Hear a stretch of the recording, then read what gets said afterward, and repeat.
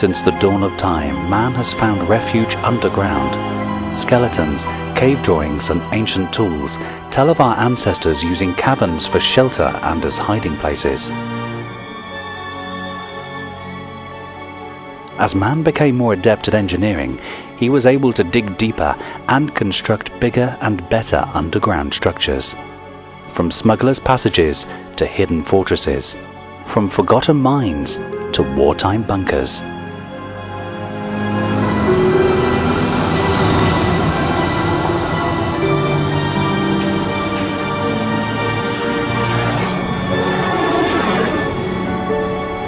Discover the secrets you were never supposed to know. Travel to the places you were never supposed to see in The Secrets of Underground Britain.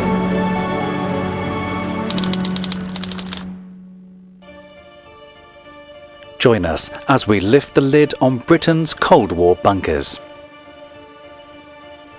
From the tiny to the enormous, journey deep, deep underground as we reveal the places our government built to protect themselves and our country after the Second World War.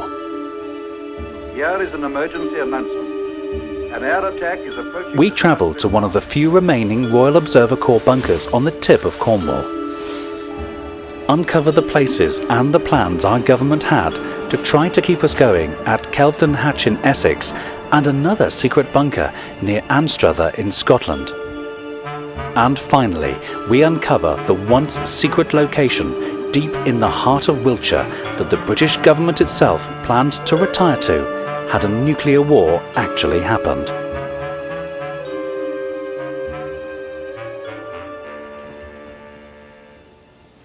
The Cold War had led Britain to once again look underground for its safety and security. And in this programme we'll uncover a series of underground structures designed to withstand an atomic explosion and enable our government to keep the country going in time of a nuclear war.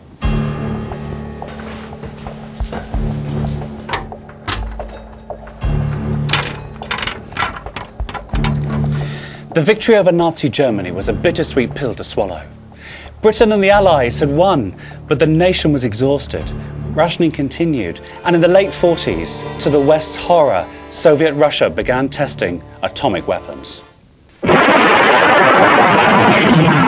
Cold War had exploded into a deadly international showdown. This heralded an era of nuclear paranoia, spies and double agents, much of which was played out in clandestine cloak and dagger operations. The future looked grim, and for decades Britain was deemed to be on the verge of a nuclear war.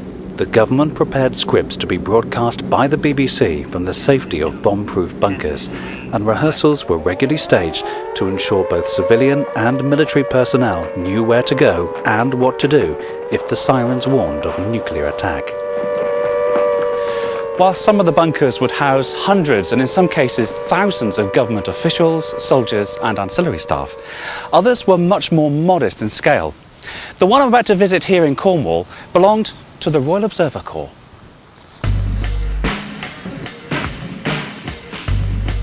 When these bunkers were built, they were deliberately located in remote locations, so members of the public, or indeed spies, would be unlikely to stumble upon them, so they're not exactly easy places to get to. This is Verian, one of the hundreds of Royal Observer Corps bunkers placed all around the country.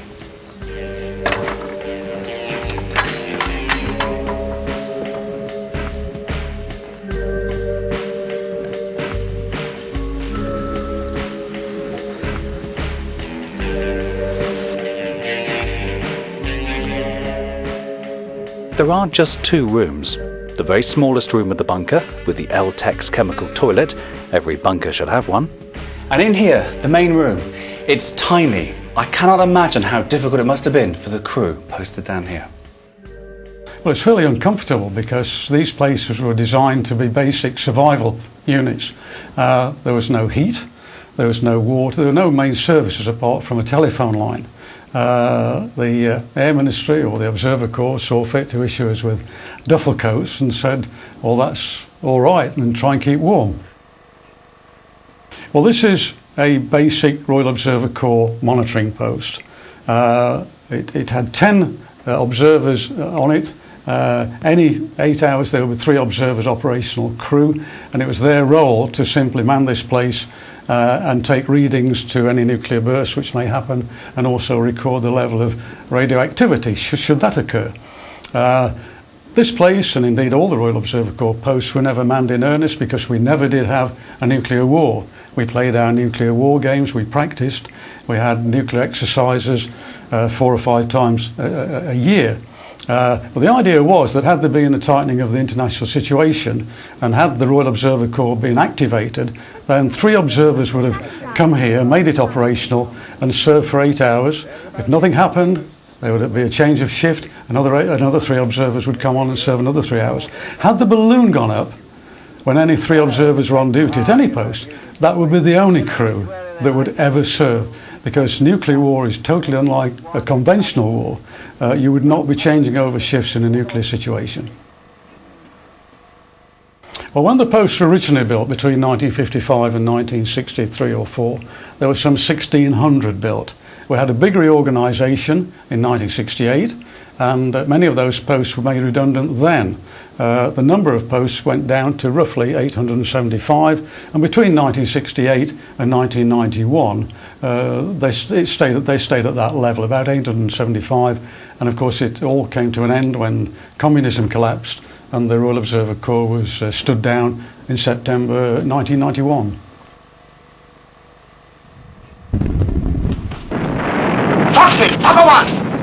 The first indication of a nuclear burst down here will be a reading on the bomb power indicator. If that needle went up, then that would be reported to the parent operation room. And then 60 seconds after that, the papers in the ground zero indicator would be changed. That would mean an observer leaving the safety of this post underground and going up top to change the papers. He would come down again with those papers. They would be assessed in terms of bearing elevation and the size of the spot in degrees, and that information will be reported to the operations room as well. If we were downwind of a burst, then we would get fallout, and that will be recorded on a device in the post called the fixed survey meter, and had we received first fallout, then thereafter readings would be taken on that meter every 5 minutes and reported to the parent ops room. And in that way, the ops room would be able to plot areas of high intensity fallout and low intensity fallout, and indeed more importantly, areas which were free of fallout. Well, thankfully, we never did have a nuclear war. And in that sense, one could argue that the Royal Observer Corps was part of a successful deterrent, and the government saw fit to disband not only squadrons and regiments, but also almost the whole of the Royal Observer Corps. And we were stood down on the 30th of September 1991. All these posts were made redundant, and many of them were sold off. Many were demolished. Some reverted to the original landowner. In this particular case, Varian Post reverted to the National Trust. Thankfully, they didn't demolish it, and we duly took it over and restored it as part of our Royal Observer Corps heritage, and we now open it up to the public.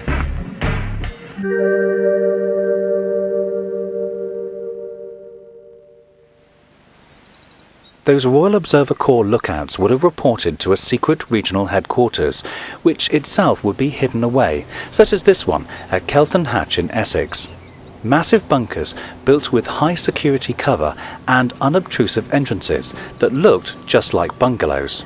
But they were in reality guardhouses which stood sentry over a passage which led to a base where hundreds of staff, both military and civilian, would keep Britain running in the time of a nuclear war.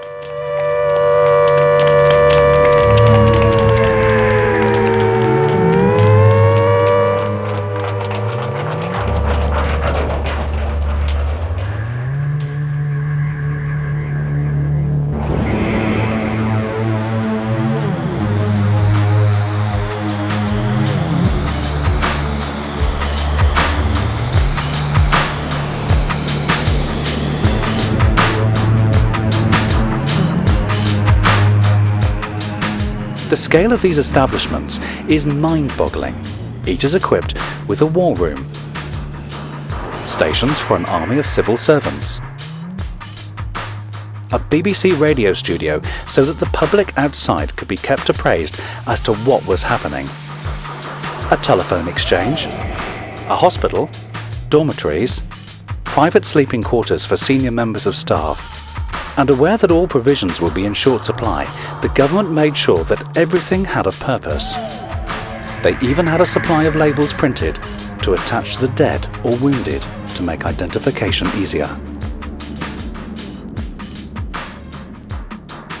In the early 1950s, there was certainly a bunker mentality. The threat from the Soviets was very, very real, so everybody had bunkers. Britain was divided into regions, and each region had what was called a regional war room, which would be controlled by a regional commissioner. So each region could be run separately if central government had been taken out of action and there was no way of getting in contact with central government or with other regions. So London actually had 4 war rooms. There was one in southwest, northwest, northeast, southeast, but most of the other areas, for example, Nottingham, Tunbridge Wells, Birmingham, Manchester, all those areas had regional war rooms.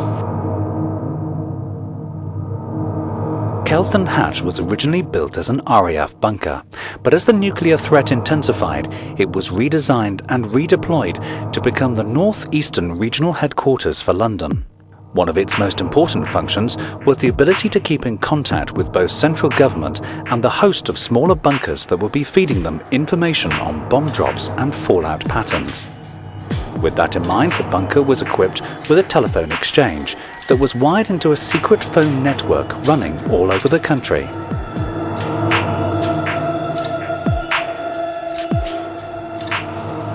Fallout warning message, Maidstone, blank, 51, 52, 53, 55, 56. Message ends. The most important thing about any emergency bunker of this type, any civil defence, the important thing is communications. Government can't control a country if it can't communicate.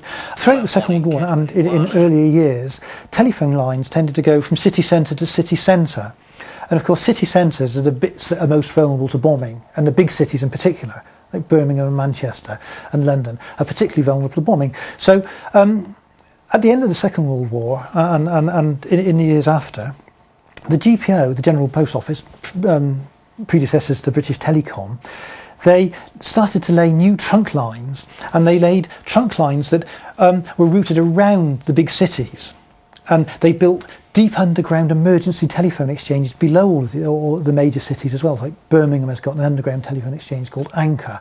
Manchester's got a deep underground telephone exchange called Guardian. There's the deep underground Kingsway exchange in London. As well as a secure phone system, Kelvedon's other link with the outside world was via an air filtration plant that strained and filtered out any radioactive contamination from the air. All the larger nuclear bunkers had similar systems installed. Kelvedon was further protected by the fact it was located over 150 feet underground, which meant staff had a long trek to get in or get out.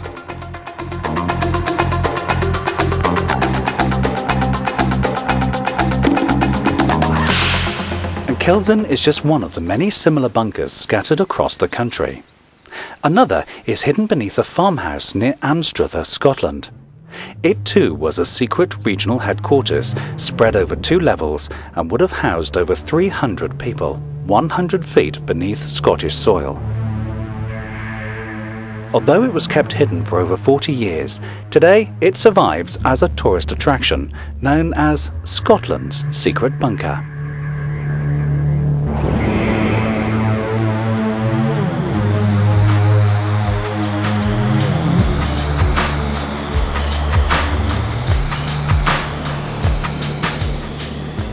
Whilst these bunkers are authentic nuclear shelters, over the years their use was changed and adapted for a variety of functions. Now they are open as museums, and the artefacts in them reflect the bunker's uses at a variety of times over their history.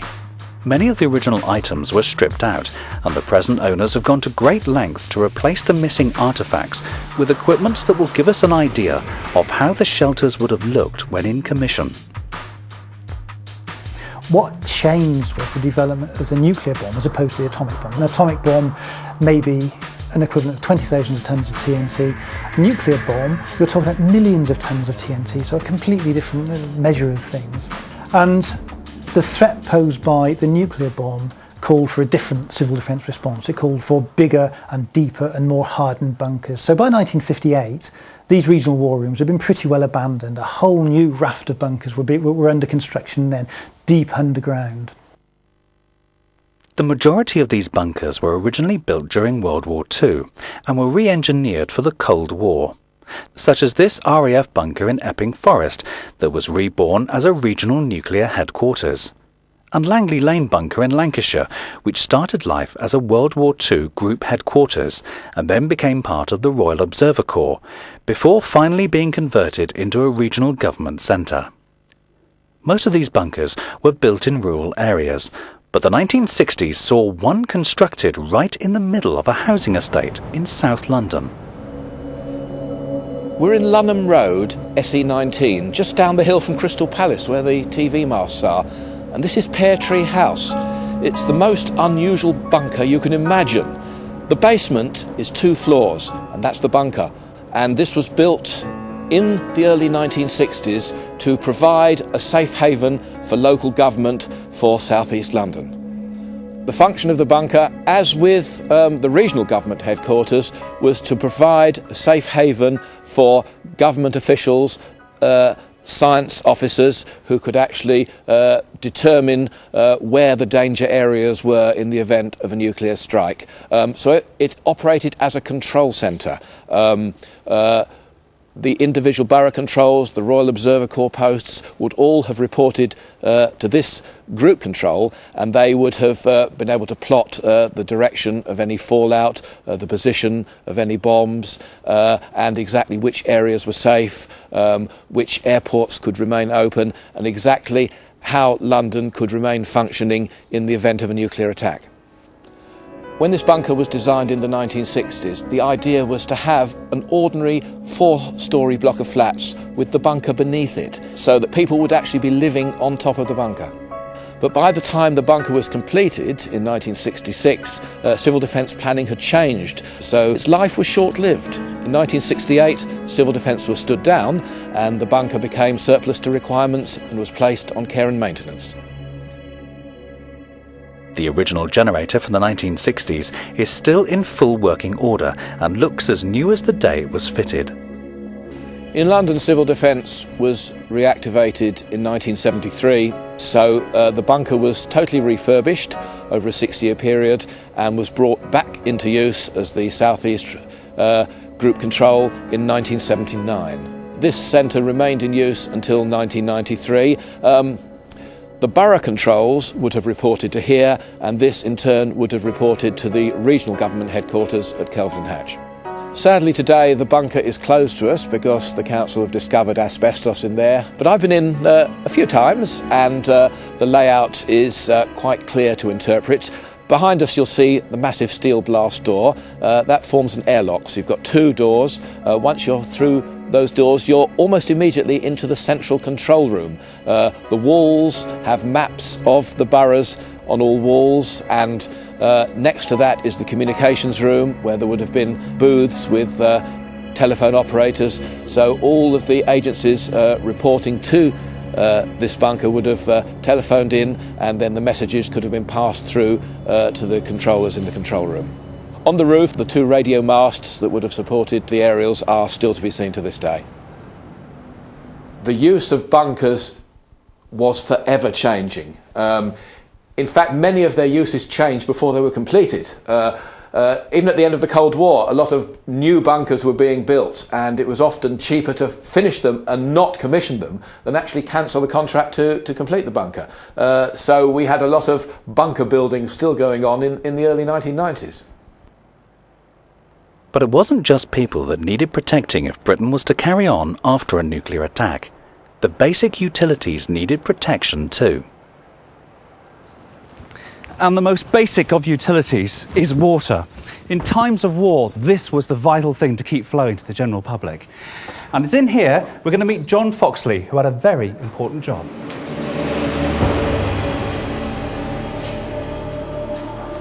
John, good to see you. Hi, good morning. Hi. Tell me about the place. Right, this is a nuclear fallout shelter. It was built about 14, 15 years ago to accommodate up to 50 people in the event of a nuclear fallout type of situation, so that we could keep the water supply side of the process under good control. Now, the first thing I noticed were these huge doors that are ever so heavy. Literally, is that a blast door of some sort? Oh, it is fantastic, actually, yes. They are built to withstand the ordinary sort of nuclear blast, and they are intended to actually screen out all the effects of nuclear radiation. Having been outside, you would need, obviously, to wash off the contamination with the shower units that we've got here. And then, as you pass in through the rest of the bunker, let me show you first of all, the washroom. Okay. And this is obviously a key facility here, but with pretty meagre facilities. How meagre were they? Well, if you like, just try the facility here and just wash your hands. How do I do it? It's all by means of pumping. There it goes. Careful, that's all we can spare. What, is that it? That's it, and we should recycle that as well. It's got to last us for 2 months. What else have you got in here apart from very little water? Well, we have chemical closets which have to be used in a normal sort of caravan situation, and they're pumped out to waste periodically and so on. And through the doorway, we've got the actual water tanks for storage. The water tanks themselves are there to actually last 50 people for 2 months. Although this bunker is more modern than the others we've seen, the basic principles remain the same. This is the air filter plant which cleaned and purified the air, allowing the staff to get on with their work safely. My job with Southern Water was to act as the regional water supply manager for the southeast of England. What does that mean? What it means is that I'll be responsible for trying to actually maintain water supplies to up to 2 million people in the southeast of England, but specifically as far as this facility is concerned, to provide water supply in the Hastings area.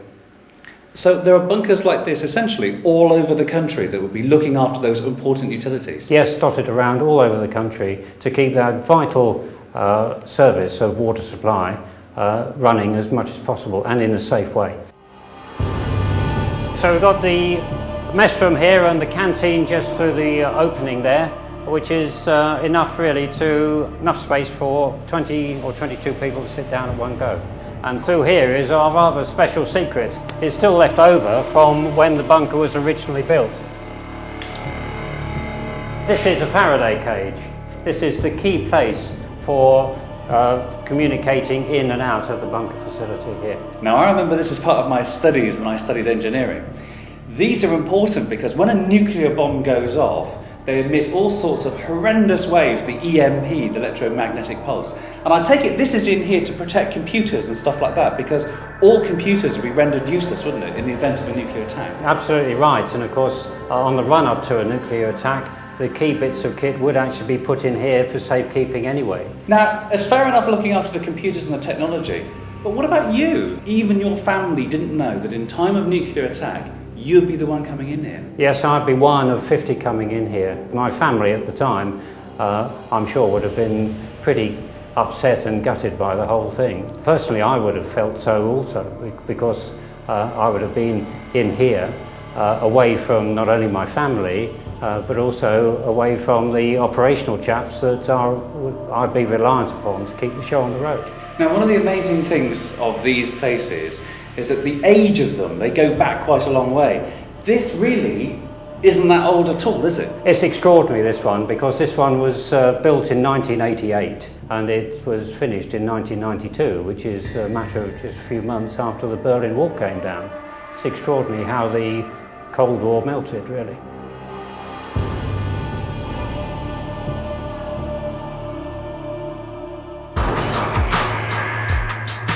We have seen bunkers of every size and shape, from tiny Royal Observer Corps dens that housed just 3 or 4 to massive regional headquarters that could house hundreds. But at the start of the Cold War, there was one place that was less of an underground bunker and more of a subterranean city.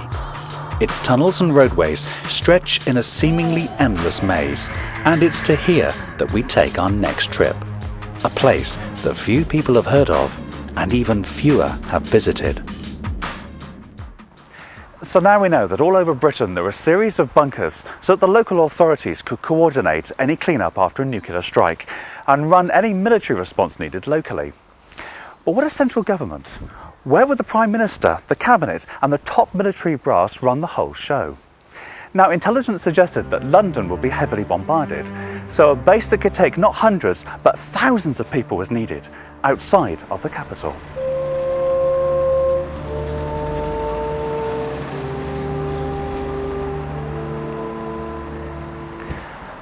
And the site that was officially selected was here in Corsham in Wiltshire.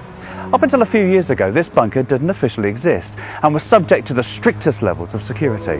But in this day of open and accountable government, the MOD officially acknowledged its existence in 2004.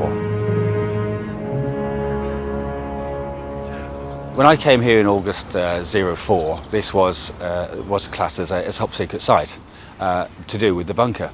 So it was a question I put forward, because I was maintaining it then as a secret bunker. But with this change of scenario, there was a view of, do we still need it? That was questioned, Parliament considered it, and I got a letter from the Prime Minister saying, no, you can decommission it. So in December 04, it was decommissioned. That allowed me to open it up then, to allow people to go and see what was down there, to see what we had in that era underground. So this top secret as it was is no longer top secret, and probably reflects the changing world that we're living in. This is Andy Quim. He's the mines manager for the MOD here at Corsham. Andy, what's that round building behind us? It's actually one of the main air intake shafts, and that takes air into the facility itself. Now, this is the entrance itself. Is it the original one? It's the original entrance into the nuclear facility, and what we have is a nuclear-proof surface building giving passenger access down below. If you'd like to follow me.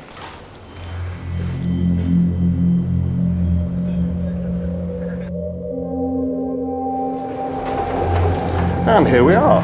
What safety issues do you have here? Well, first and foremost, yours. We better get you. Corsham was originally a quarry that was purchased by the government during World War II and converted into an ammunition store and aircraft factory with over 25,000 people working there every day.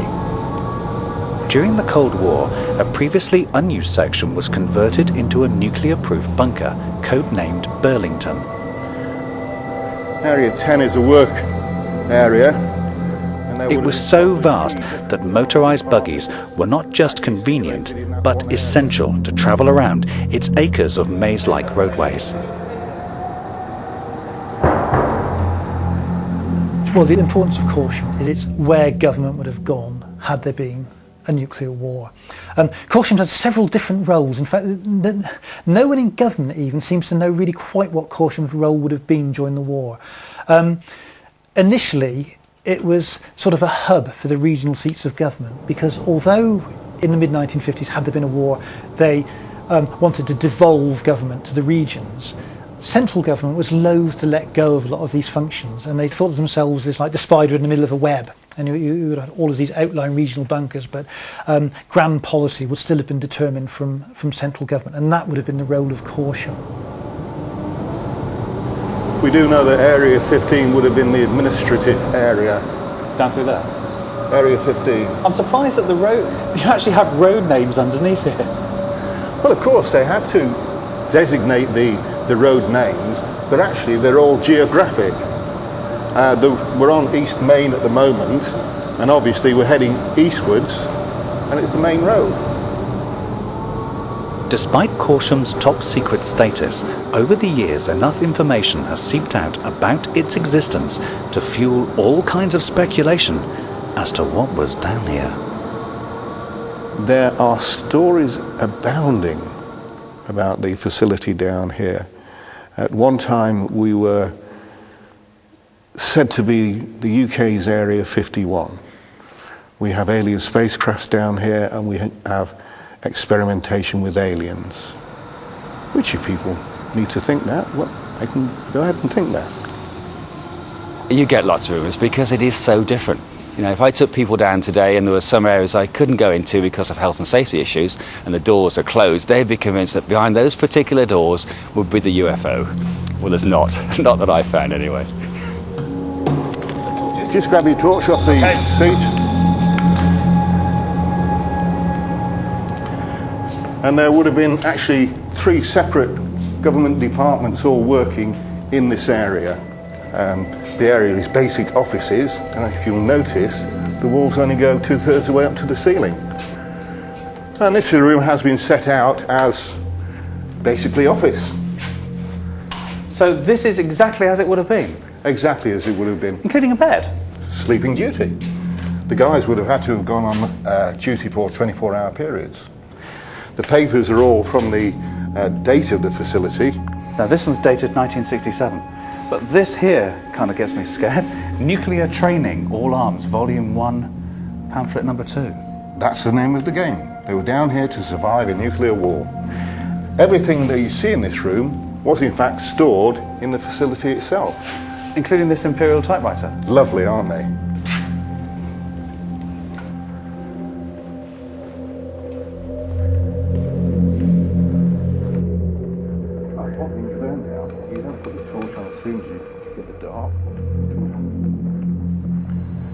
And this is the kitchen and canteen area.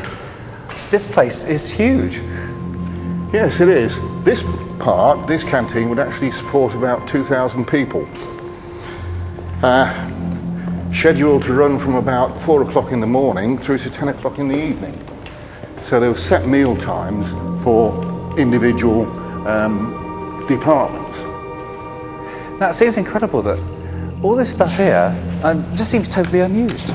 Never any food served, never any food cooked. And of course the working area at the back is the kitchens, fridges and preparation areas. Back in the 1950s, this cavernous kitchen was fitted with all the latest ovens, mixers and washing equipment to handle an army of civil servants, and to this day none of it has ever been used. It's as if time has stood still for almost 50 years.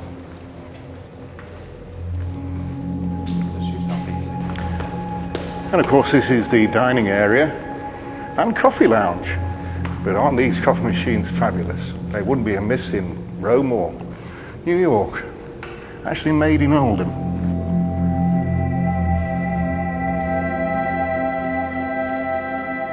Whilst Corsham was built to house the cream of Whitehall civil servants and the top echelons of the government, the facilities are, to put it mildly, Spartan, and they were expected to use communal washrooms, cafes and dormitories. This is the main storage place for the whole facility. Anything that was required, they would find here. The different areas would reflect what the government required as per Whitehall. So everything that the government had to govern would be replicated down here, because this was an area where the whole of the government would actually be. 4,000 civil servants and approximately 1,000 support staff. Every piece of equipment, every piece of paper, everything the government needed, from pencils, toilet rolls, cooking equipment, beds, furniture, apart from desks. Not one desk in the whole facility, but I do have 4,000 folding tables. Some has obviously been moved out since declassification, but a lot of what was there we still have. The world supply of waste paper bins, and also the world supply of ashtrays, and flat-packed file trays. Years ahead of their times. Years ahead of their time. Very organic and green. There's about 240 acres of underground city, 26 miles or so of roadways and walkways and systems. So you add the food that would be necessary, the storage areas, the beds, the kitchens and canteens. It is effectively a city. And the priority for the population of that city would be clear: to ascertain exactly what was happening above ground all over the British Isles. Because if the ministers found themselves relocated from Whitehall to Corsham and were working from the Burlington bunker, then it could only mean one thing. World War III had started. Nuclear burst original. Name 01 Alpha. In time of war, communications is everything. We've already seen throughout this programme the bunkers with their small communications bay. Well, they're all connected to here in Corsham, the headquarters. And let's just say that this place is, well, just a little bit bigger.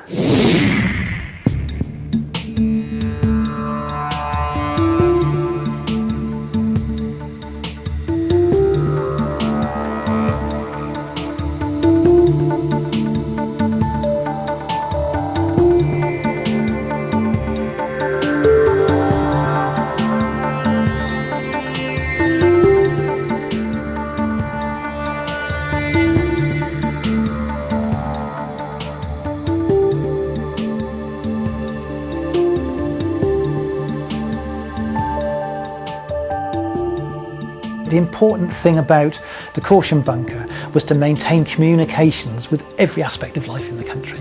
So, for instance, underground here there's this huge, absolutely fantastic telephone exchange, old-fashioned plug-board telephone exchange. And the thing about these plug-board exchanges, which you think of sort of dating from the interwar years, is that they're very simple. And the most important thing is they're completely immune from electromagnetic pulse, which was a bit of an imponderable. The scientists knew that the electromagnetic pulse from a nuclear explosion would have a pretty dramatic effect on any kind of electronic equipment, including electronic, radio equipment, electronic telephone exchanges and all the rest of it. But by keeping to this really old-fashioned mechanical plug-board exchange system, that they knew that it would be immune from electromagnetic pulse. So that's why you've got this really, really old technology still in use. 54 position exchange. When it was put in, it was the second largest of its kind. It is the largest left in situ, obviously, and I wish there was a museum big enough to take it, but that's a problem for me.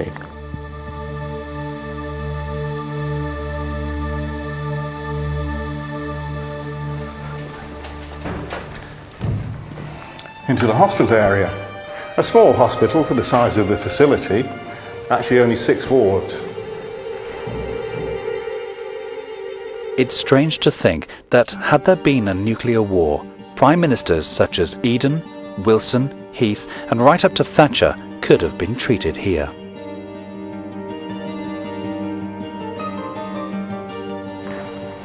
And of course every hospital must have its kitchen. Keep the staff happy. And this is the small hospital kitchen. Well, I recognise pretty well most things here, but what's that? Well, if you consider the type of persons that would be actually using this facility, at 10 o'clock every morning, high-level civil servants would have a cup of tea, a slice of toast and a pat of butter. And they would use this machine? And they would use this machine to actually make the pats of butter. Well, it's good to know in times of nuclear war that the civil servants of the day will still get their butter. And this is the library and map room, and this is where the British government brought together all the information it thought it would require to carry on governing the country if London was destroyed. The effects of atomic weapons, and of course there were only Hiroshima and Nagasaki. Every type of industry would be represented because they might need to rebuild the country. Colliery Guardian. Admiralty charts, the whole of the UK coastline, trade documents, pilots, Navy pilots, who's who, international who's who.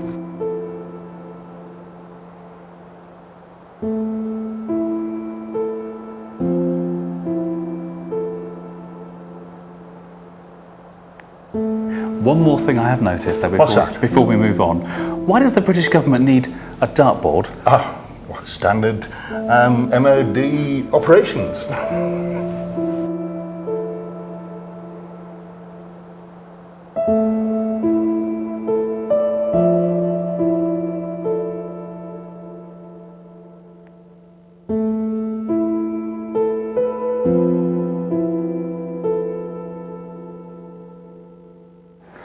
Okay, now this is the Lamson room, and very Lamson? basic. Yes, Lamson. It's the name of the company that devised this system, and it's a internal messaging system. Very basically, you have a message pod in which you can place a tight piece of paper, roll it up, pop it in there, put it back up, and then the address would be on these two brass sleeves, which you can rotate round to define where it's going. And then just pop it into the correct tube and off it would go. Compressed air system, vacuum system. It's a metal system and would have been incredibly noisy. Now they would come all then into here, because this is effectively the exchange, isn't it? Yes, this is the main registry, or ComSen, is the modern day equivalent. Right. So the operator would actually stand here. There would probably be 2 or 3 operators, but it also tells us which of the areas were the more important. I mean, you see here area 21, which was the government communications area. That's got quite a few Lamson receivers. And of course the generators next door.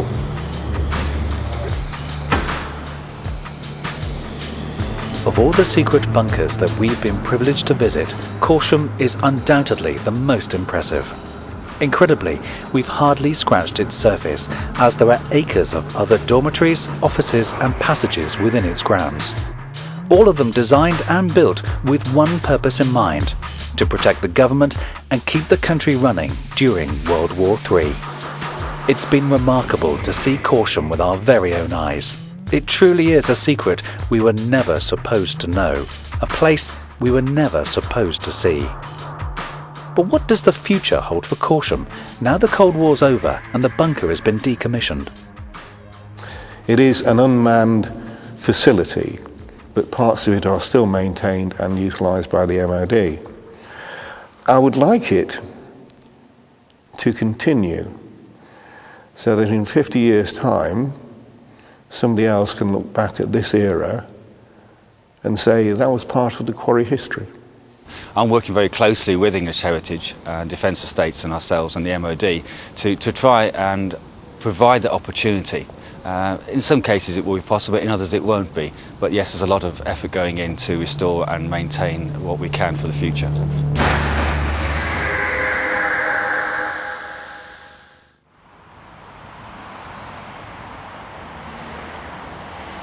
On November the 9th, 1989, after civil unrest and the resignation of the East German head of state, Erich Honecker, the gates in the Berlin Wall were unlocked. The crowds climbed upon it and tore it down. This is perhaps the most significant event marking the end of the Cold War. The Cold War may have finished, but it hasn't stopped Britain building underground secrets, and many of them are in places you wouldn't expect. This is the Tamar Bridge, built in 1961, a fairly standard suspension bridge. At the time it was the longest suspension bridge in the country, now it's the 4th longest.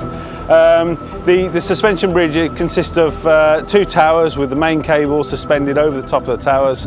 Think of it as a big washing line, if you like, with 2 line props supporting the line, and everything is then suspended from the bridge, the road and the hanger cables.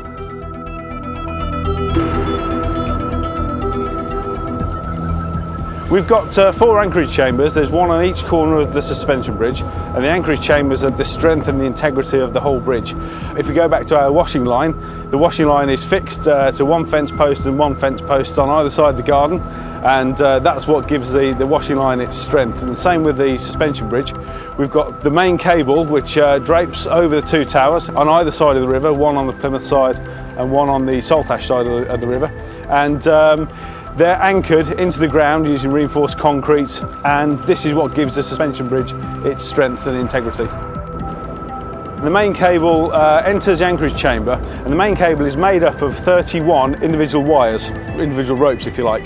Those 31 cables, as they enter the anchorage, they split into separate individual anchorage points, and that means the loads and the stresses on the cable are all spread through the earth into the anchorage point, so we're not putting one big point load onto the ground.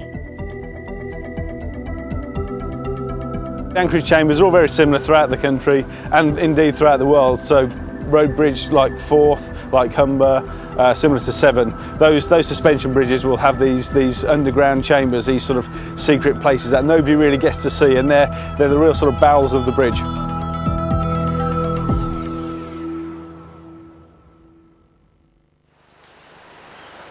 And our final underground secret is home to a remarkable scheme, housed in a bomb-proof bunker in the basement of this futuristic-looking laboratory. The nuclear threat may appear to be over, but recovering from an ecological or biological disaster is now a high priority in the 21st century. The Millennium Seed Project aims to collect and store thousands of seeds from every country across the planet. So if a species is lost in the wild, mankind has a fighting chance to try and reintroduce it. It is about saving 10% of the world's flora as seeds by 2010. This is a bunker built for the future, and it's a bunker built to help us avoid, I suppose, an environmental problem. We have a situation where quite a lot of the species on which our livelihoods were first based are now being threatened with extinction due to our habitat changes and the way we live our lives. So this is a technological solution, at least to hanging on to the foundation stones and building blocks of the livelihoods from where we came.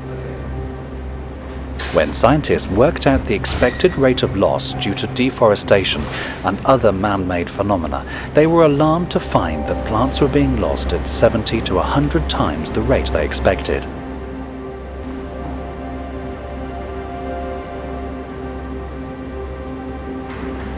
This state-of-the-art bunker was designed to start the fight back before it was too late. The dream was that we wouldn't sit by and wring our hands about the damage to the habitat that's going on and the loss of plant species. We'd actually do something about it to make sure that that damage was as limited as it could be with the efforts of a small group of people. Around 60 experts were assembled to man the lab, which was fitted with vast chilled storage rooms to keep the seeds in peak condition for the longest possible time. The project has agreements with over 17 countries in almost every continent around the world, and a further 40 people across those continents are collecting, cataloguing and sending seeds back to the Millennium Seed Bank. You could say on a sunny day, at the risk of incurring the wrath of others, that the sun never really does set on the Millennium Seed Bank project. Somewhere in the world it's light and people are doing their best.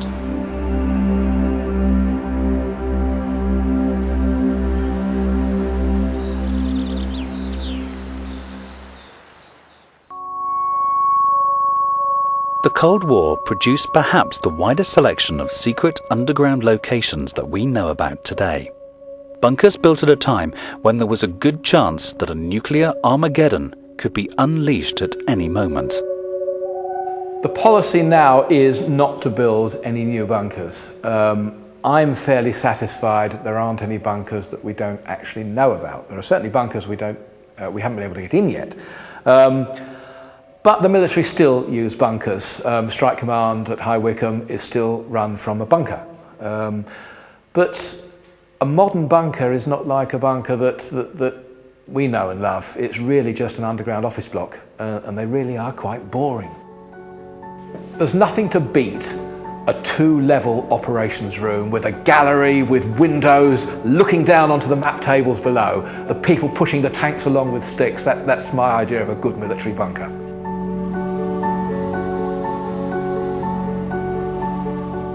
As we have seen, many of these lay forgotten, derelict and abandoned. But others must still be in operational use, even today. So the next time you walk over a manhole, see a tunnel in the side of a hill, or maybe even see a strangely locked door, just consider what secrets might be lurking within.